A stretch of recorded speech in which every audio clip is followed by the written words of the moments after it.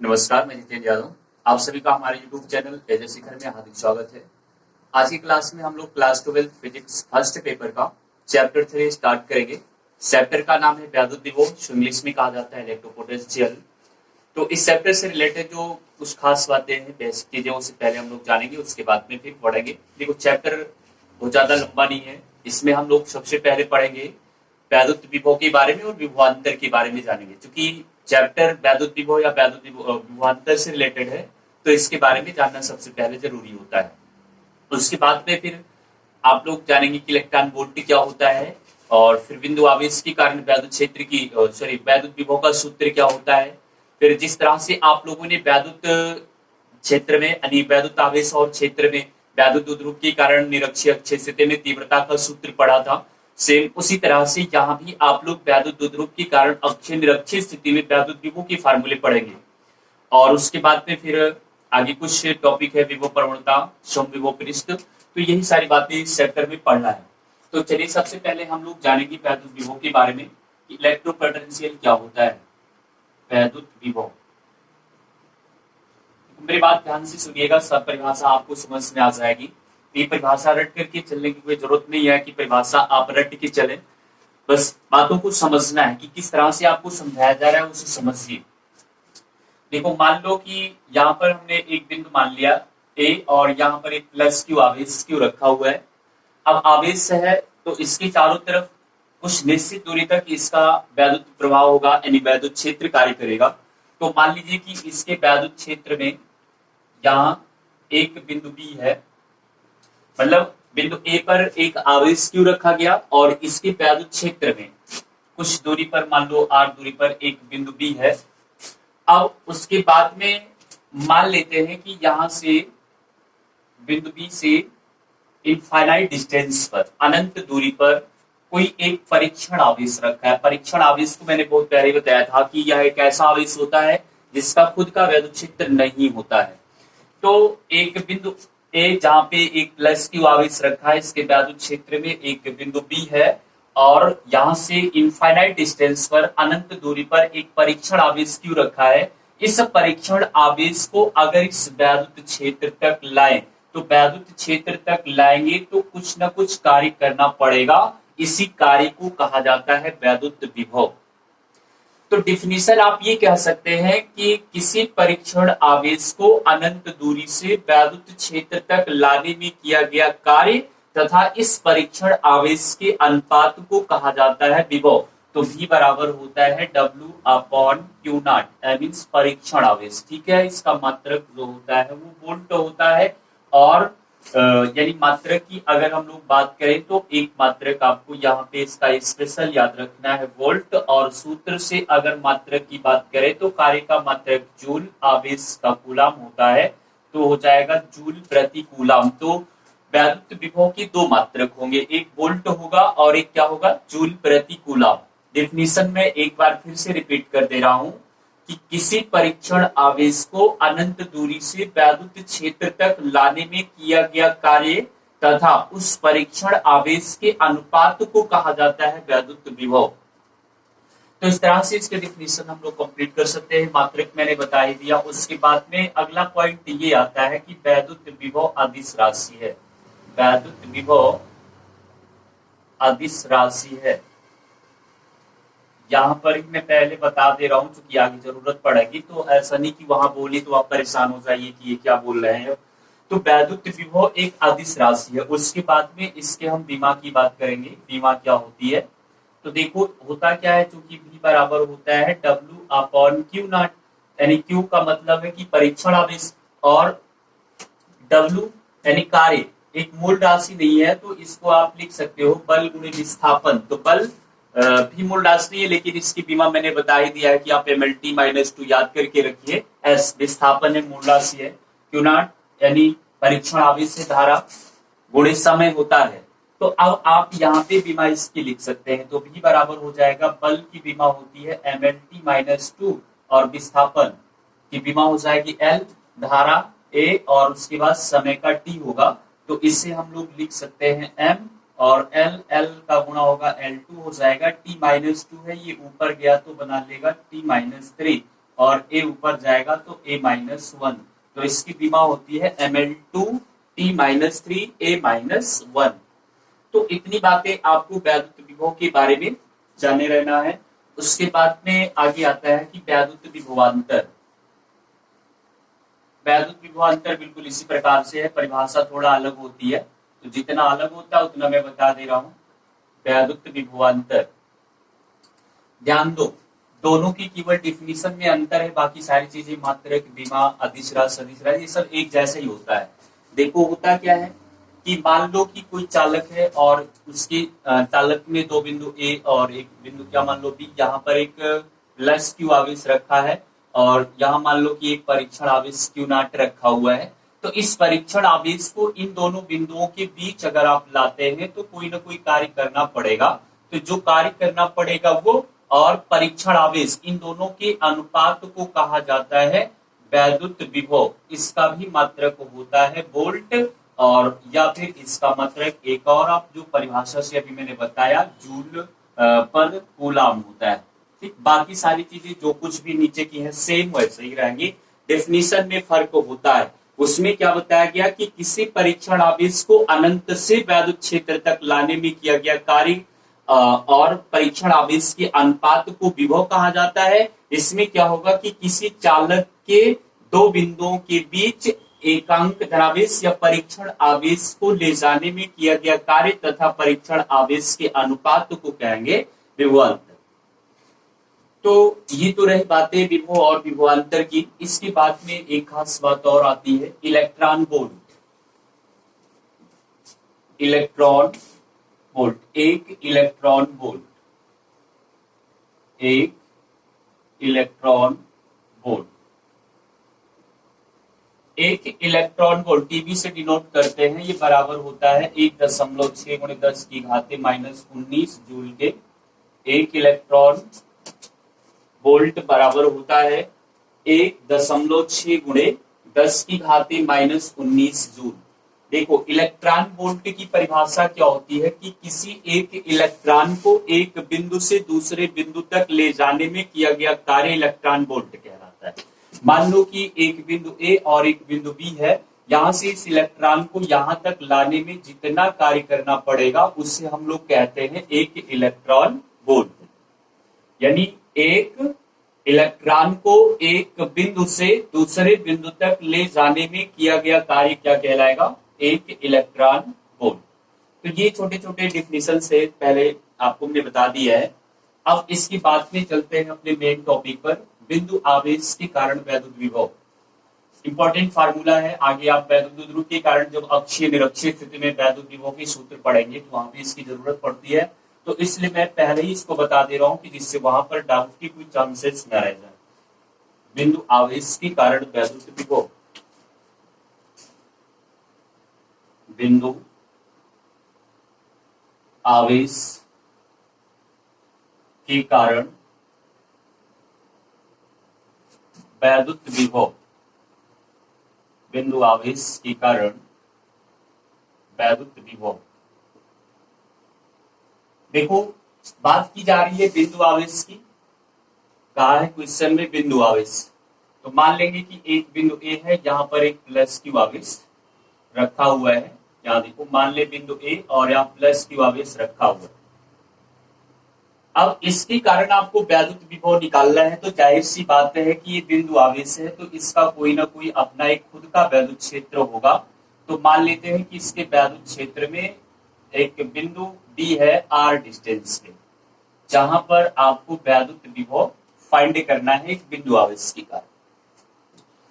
अब आप जरा ध्यान से देखो, विभव निकालना है तो विभव का सूत्र क्या होता है, V बराबर W/Q0। परीक्षण आवेश है तो इसकी तो कोई बात नहीं है, आपको कार्य निकालना पड़ेगा। क्या निकालना पड़ेगा, कार्य। बात को ध्यान से सुनते रहिएगा कि मैं कैसे कर रहा हूं। तो V बराबर होता है W/Q0। Q0 परीक्षण आवेश है, इससे अभी कोई लेना देना नहीं है। तो Q यानी W जो है कार्य। इसका मतलब क्या है कि विभवांतर निकालने के लिए आपको कार्य की आवश्यकता है। जब तक आप कार्य नहीं निकालेंगे तब तक विभव नहीं निकलेगा, इसलिए सबसे पहले हम लोग क्या निकालेंगे, कार्य। कार्य निकालने के लिए आपको विभव की परिभाषा याद रखना होगा। चूंकि विभव की परिभाषा मैंने क्या बताया कि परीक्षण आवेश को अनंत से वैद्युत क्षेत्र तक लाने में किया गया कार्य। तो जाहिर सी बात है जो कार्य ये होता है वो अनंत से किसी परीक्षण आवेश को वैद्युत क्षेत्र तक लाने का किया गया कार्य होता है। तो इसलिए यहां से हम मान लेते हैं कि मान लो कि इस बिंदु से x दूरी पर, यहां पर अनंत दूरी पर कोई एक बिंदु मान लो कि P है, जहां पर आपको वैद्युत विभव यहां पर मान लो कि कोई परीक्षण आवेश Q नॉट रखा हुआ है। तो ये बातें आपको समझ में आना चाहिए कि आपको कार्य निकालना है। तो बात ये करेंगे कि ये कैसा कार्य है।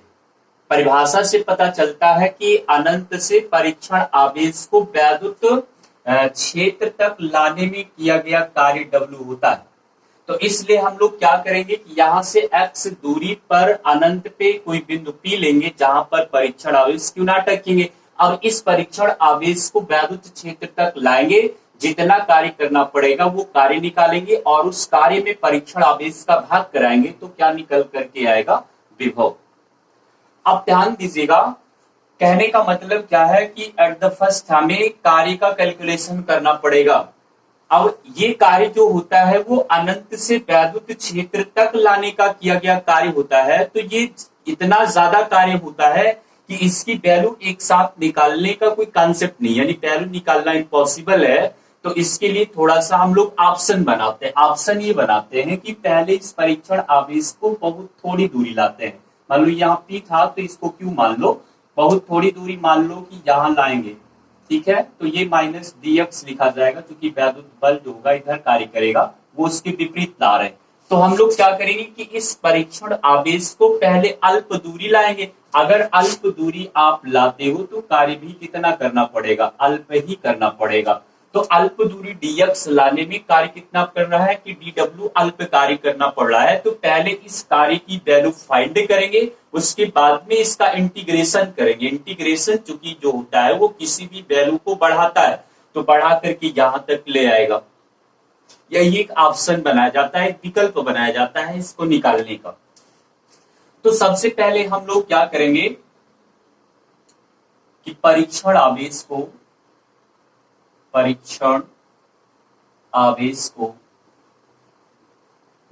बिंदु P से Q तक लाने में किया गया कार्य dw बराबर, कार्य बराबर होता है बल गुणे विस्थापन। तो dw बराबर बल, यहाँ एक परीक्षण आवेश रखा है और यहाँ पर एक बिंदु आवेश रखा है, दोनों के बीच में वैद्युत बल F कार्य करेगा। कूलाम के नियम से निकाल लेंगे, क्योंकि दो बिंदु आवेश कुछ दूरी पर रखे गए। तो 1/4πε0 q नॉट अपॉन r²। तो जहां r² वहां क्या रखेंगे, x², क्योंकि दोनों आवेशों के बीच की दूरी x है, तो यहाँ पे x² रखेंगे। और इनके बीच जो विस्थापन है वो माइनस dx है, तो यहाँ पर माइनस dx कर लीजिए। एक लाइन और लिख लेते हैं, तो माइनस आगे आ जाएगा, -1/4πε0, ये हो जाएगा q not upon x² into dx। ये तो भाई आपका अल्प कार्य निकल के आया, लेकिन आपको अनंत से लेकर के वैद्युत क्षेत्र तक लाने का किया गया टोटल कार्य निकालना है। तो टोटल कार्य W निकालने के लिए आप लिखिएगा परीक्षण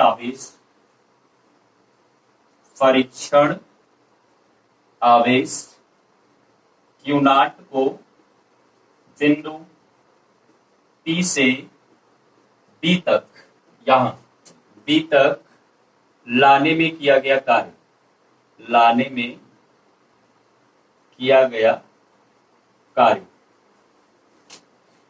कार्य जो होगा वो W होगा, टोटल कार्य W हो जाएगा।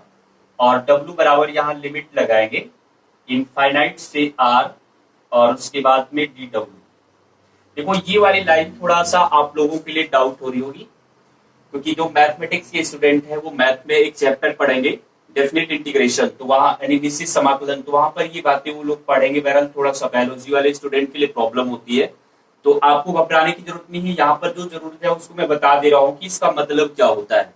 कि लिखा क्या गया है कि इनफाइनाइट से आर इंटीग्रेशन डी डब्ल्यू, यानी लिमिट लगाया गया इनफाइनाइट से आर और इंटीग्रेशन डी डब्ल्यू। इसका मतलब क्या होता है कि आपको अनंत से लेकर के वैद्युत क्षेत्र तक लाने किया गया कार्य टोटल डब्ल्यू निकालना है, और आपने बीच में जो कार्य किया है वो डी डब्ल्यू किया है। तो इस कार्य को बढ़ाना पड़ेगा वैद्युत क्षेत्र तक, बढ़ाने के लिए हम लोग इंटीग्रेशन लगाए हैं, लेकिन इसको दो निश्चित मानों तक बढ़ा रहे हैं, इनफाइनाइट से आर तक बढ़ा रहे हैं, इसके लिमिट लगाया गया है इनफाइनाइट से आर डी डब्ल्यू।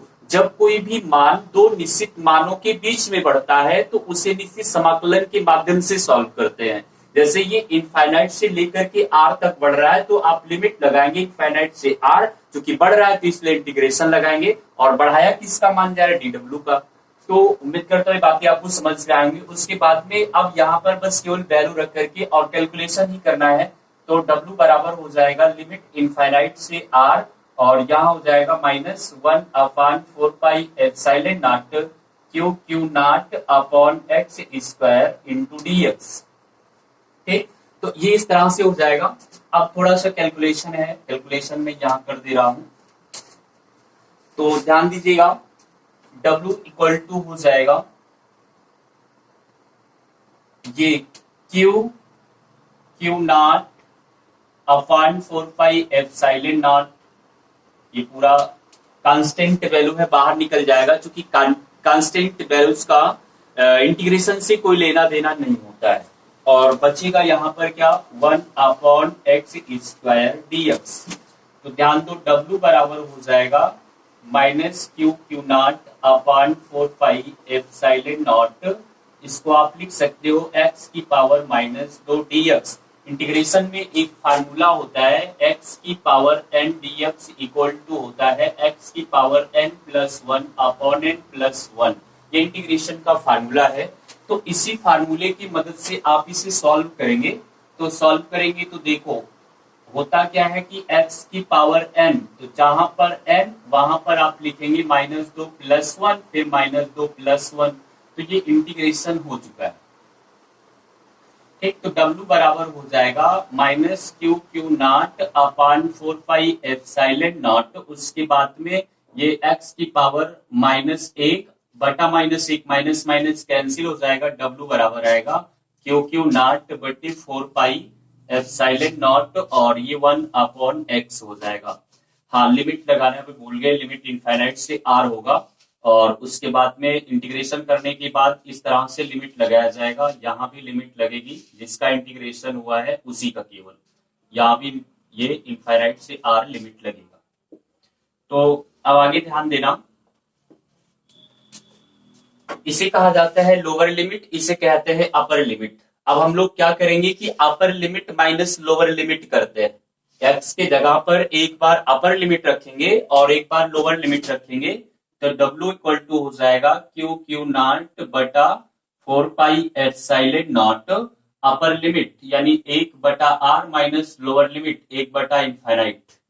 जहां x वहां r अप्लाई किए हैं, W बराबर हो जाएगा Q नॉट बटा 4πε0 1/r ही आएगा, क्योंकि 1/इनफाइनाइट की वैल्यू होती है 0।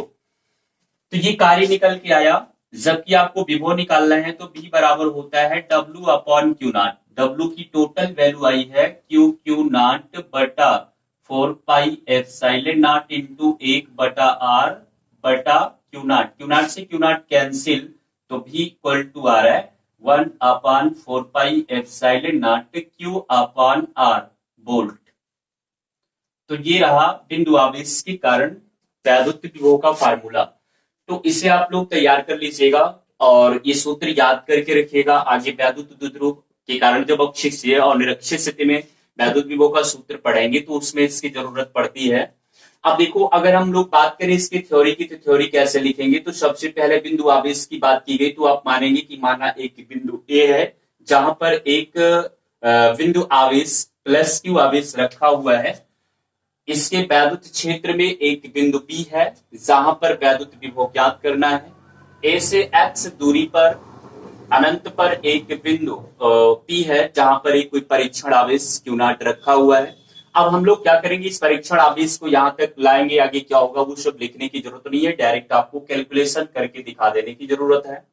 और इसको हमने आपको कॉन्सेप्ट बता दिया है कि कार्य निकालना है, तो कार्य निकालना है तो अनंत से वैद्युत क्षेत्र तक का कार्य है, इसको निकाला डायरेक्ट नहीं जा सकता, इसलिए सबसे पहले एक थोड़ा सा कार्य निकालेंगे, उसके बाद उसका दो निश्चित मानों के बीच में इंटीग्रेशन करेंगे। तो अब इसके बाद में मैं आपको पढ़ाऊंगा वैद्युत द्विध्रुव के कारण अक्षीय स्थिति में वैद्युत विभव का सूत्र। तो नेक्स्ट है, ध्यान से देखना।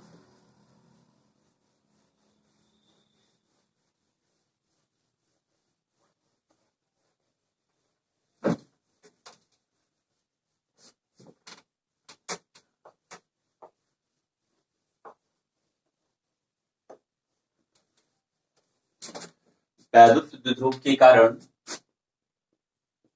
वैद्युत द्विध्रुव के कारण अक्षीय स्थिति में, अक्षीय स्थिति में वैद्युत विभव, वैद्युत विभव। पहले चैप्टर में आप लोगों ने वैद्युत क्षेत्र की तीव्रता पढ़ा था और यहाँ पे पढ़ रहा है वैद्युत विभव। बिल्कुल उसी तरह से है जिस तरह से वैद्युत क्षेत्र की तीव्रता निकाला गया था। तो यहाँ पर देखो वैद्युत द्विध्रुव की बात की जा रही है, तो वैद्युत द्विध्रुव की बात की जा रही है, तो एक वैद्युत द्विध्रुव खींचेंगे, एक बिंदु ए होगा, एक बी होगा, प्लस क्यू आवेश माइनस क्यू आवेश, मूल बिंदु ओ होता है, ओ से प्रत्येक आवेश की दूरी एल और इनके बीच की जो टोटल दूरी होगी वो 2l हो जाएगी। तो ये वैद्युत द्विध्रुव की बात होगी, पहले चैप्टर में मैंने खींच के बताया भी था, समझाया भी है। अब इसके बाद में कह रहा है कि इसके कारण विभव निकालना है, तो विभव कुछ दूरी पर वैद्युत क्षेत्र में उत्पन्न होगा, तो वो दूरी किधर लिया जाए उसके लिए कंडीशन लगा दिया इसने कि अक्षीय स्थिति। तो अक्षीय स्थिति का मतलब ये होता है कि वैद्युत द्विध्रुव जिस अक्ष में रखा होगा उसी अक्ष में आपको वो बिंदु लेना पड़ेगा। जैसे ये एक्स अक्ष में रखा है तो एक्स अक्ष में ही वो बिंदु लेंगे। तो मान लो कि यहां से एक्स अक्ष में एक बिंदु पी है जहां पर वैद्युत विभव ज्ञात करना है, इसकी दूरी मान लेते हैं आर है, ठीक है, कितनी दूरी मान लेते हैं आर, यानी मूल बिंदु से आर दूरी पर एक अक्षीय स्थिति में एक बिंदु पी है जहां पर वैद्युत विभव ज्ञात करना है। अब ध्यान दीजिएगा, जहां पे दो परीक्षण आवेश दो आवेश रखे गए, पॉजिटिव चार्ज एक निगेटिव चार्ज, इसलिए इनके कारण दो विभव उत्पन्न होगा, एक V1 और V2। परिणामी विभव निकालने के लिए दोनों को आपस में जोड़ेंगे। तो सबसे पहले हम लोग क्या करेंगे कि प्लस क्यू आवेश के कारण विभव V1 निकालेंगे, उसके बाद फिर माइनस क्यू आवेश के कारण विभव V2 निकालेंगे और परिणामी विभव निकालने के लिए दोनों को आपस में प्लस करेंगे। तो यहां पर लिखा जाएगा प्लस क्यू आवेश के कारण, प्लस क्यू आवेश के कारण उत्पन्न विभव, उत्पन्न विभव V1 इक्वल टू, अब अगर हम प्लस क्यू की बात करें तो यह बिंदु आवेश से, और बिंदु आवेश के कारण विभव का सूत्र अभी अभी पढ़ाया गया कि Q अपान क्या होगा, ये R होता है। तो 1 अपान 4 pi epsilon not Q upon R। तो अब बात ये आई कि प्लस क्यू की इस बिंदु तक की दूरी चाहिए जहां पे आपको विभव निकालना है, तो ये दूरी जो होगी वो R प्लस एल हो जाएगी जैसे वैद्युत क्षेत्र में था, और माइनस वाले की हो जाएगी R माइनस एल, क्योंकि ये जहां से यहां तक की R है तो आप उसमें से L माइनस कर दो तो माइनस क्यू आवेश की दूरी P तक की पता चल जाएगी, और यहां तक की दूरी R है उसी में L प्लस कर दो प्लस क्यू की दूरी P तक की पता चल जाएगी। तो यहां पर लिखेंगे R प्लस एल। उसके बाद में माइनस क्यू आवेश के कारण, माइनस क्यू आवेश के कारण वैद्युत विभव, माइनस क्यू आवेश के कारण वैद्युत विभव V2 निकालेंगे, 1 अपान 4 pi epsilon not Q upon कितना हो जाएगा R minus L, R minus L. अब उसके बाद में इसका परिणामी विभव निकालेंगे, परिणामी विभव, परिणामी विभव भी बराबर होगा 1 अपान 4 पाई एप्सिलॉन नॉट, और उसके बाद में यहाँ Q upon R plus L, और ये यहाँ माइनस में रहेगा और ये हो जाएगा 1/4πε0 और उसके बाद में क्यू आर माइनस एल। तो भी बराबर हो जाएगा 1/4πε0 कॉमन कर लेते हैं तो बचेगा 1/r+l माइनस 1/r-l। जब इसे हल करेंगे तो ये q/4πε0 हो जाएगा, r-l minus r minus l हो जाएगा माइनस l। यहाँ प्लस करेंगे क्योंकि ये अदिश राशि है तो प्लस कर देना होगा, तो और ये प्लस हो जाएगा यानी r माइनस l उसके बाद में प्लस r+l। ठीक है,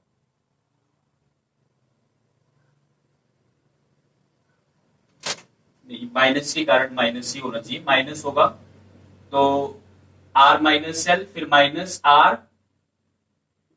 फिर माइनस l, ये और ये कैंसिल हो जाएगा और यहां हो जाएगा r² माइनस l²। ये प्लस बी माइनस बी का स्ट्रक्चर बन रहा है।